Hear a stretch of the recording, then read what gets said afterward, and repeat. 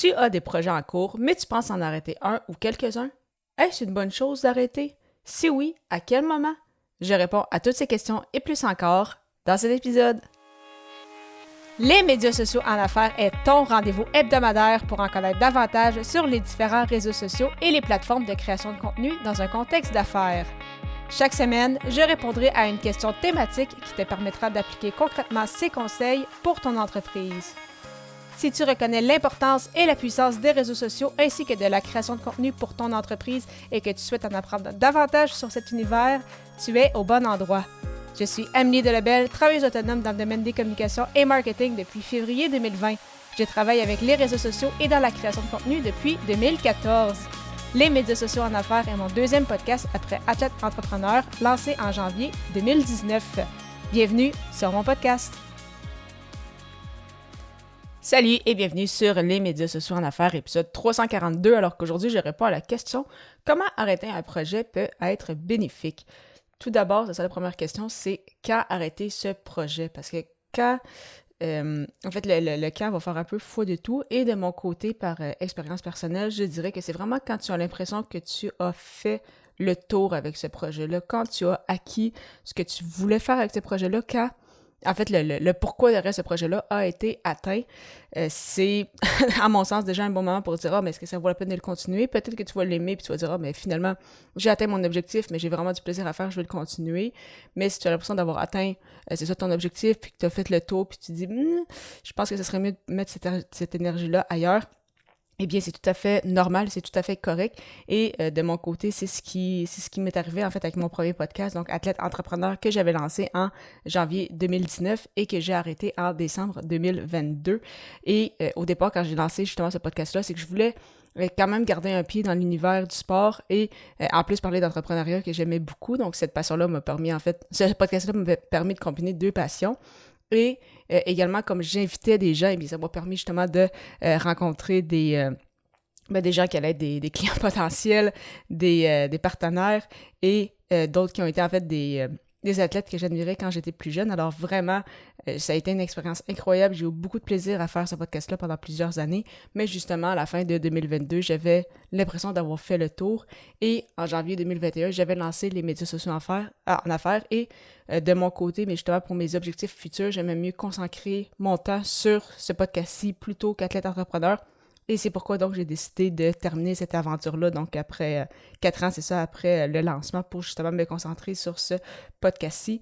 Et dans mon sens, je suis en paix avec cette décision-là, donc c'est vraiment, j'ai arrêté parce que, ben c'est ça, j'avais l'impression d'avoir fait le tour.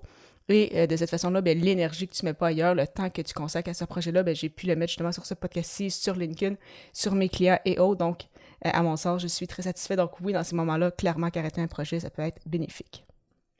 Sans nécessairement arrêter un projet, parfois revenir à une autre fréquence ou diminuer un peu la charge, ça peut faire toute une différence. Donc, comme tu le sais, tout récemment, donc c'est ça avec les médias sociaux en affaires, je suis revenue à mon ancienne fréquence de publier seulement un seul épisode par semaine et non 2 comme je le faisais depuis le début de l'année 2025, donc jusqu'à la fin juin.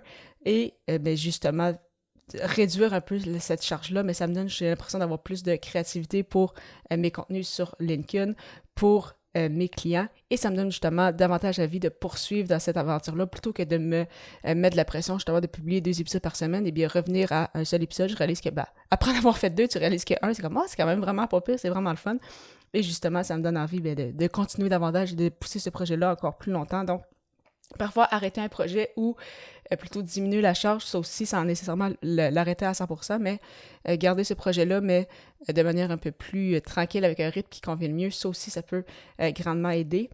Donc, au final, vraiment, abandonner pour moi un projet, donc l'arrêter, ce n'est pas nécessairement synonyme d'échec. C'est toujours, c'est une question de est-ce que tu avais eu les résultats que tu voulais, est-ce que tu avais atteint tes objectifs, comment toi tu te sens par rapport à ça, parce que peut-être qu'il y a un projet que ça fait longtemps sur lequel que tu travailles qui n'a pas décollé.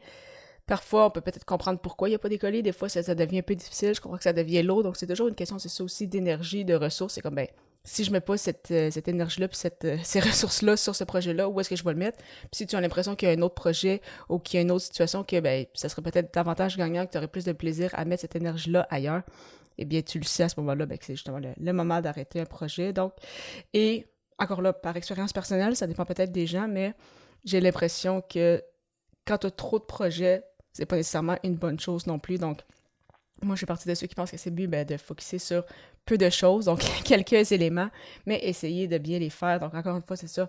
Ça aide tellement au niveau de l'énergie, de la concentration, de la créativité. Donc, je ne sais pas si c'est ton cas, mais j'en ai connu des gens qui avaient un blog, une infolette, un podcast, une chaîne YouTube, qui voulaient être présents sur plein de réseaux sociaux. Mais c'est sûr qu'à long terme, tu finis par te brûler. Puis même des fois, le long terme est quand même relativement court. Donc, comme avec un projet, la création de contenu, on essaie quand même de miser sur le long terme, mais mieux vaut, c'est ça, avoir des bonnes habitudes, mais c'est ça, cibler peut-être davantage ces projets-là. Donc, peut-être que si tu réalises que entre, je sais pas moi, le blog, ta chaîne YouTube puis le podcast, mais où est-ce que tu as le plus de plaisir, c'est vraiment d'écrire, mais peut-être garder le blog et laisser faire le podcast ou la chaîne YouTube. Sinon, si de temps en temps, t'es comme, mais des fois, de temps en temps, mais j'aime ça, moi, prendre le micro puis juste publier, même si je sais que c'est pas optimal. Mais si t'as du plaisir à le faire, puis c'est comme, je vais publier des épisodes de temps en temps. C'est correct aussi, même donc tu dis, je veux vraiment me concentrer sur le blog ou vice-versa. Vraiment, il n'y a pas de souci, mais c'est ça, limiter son nombre de projets. Vraiment, ça aussi, ça va pouvoir avoir un impact. En tout cas, de mon côté, personnellement, et pour l'avoir vu, c'est ça, avec des clients, des gens avec qui j'ai échangé, mais encore une fois, il y a juste toi qui le sais vraiment. Parlant de création de contenu, je te propose gratuitement une liste d'éléments clés à ne pas oublier lorsque tu en crées. Pour la télécharger gratuitement, simplement te rendre au amiedelbel.com/liste. Au plaisir de te retrouver lors de l'épisode 343, alors que je répondrai à la question « Est-ce que le blogging est encore d'actualité? » À bientôt!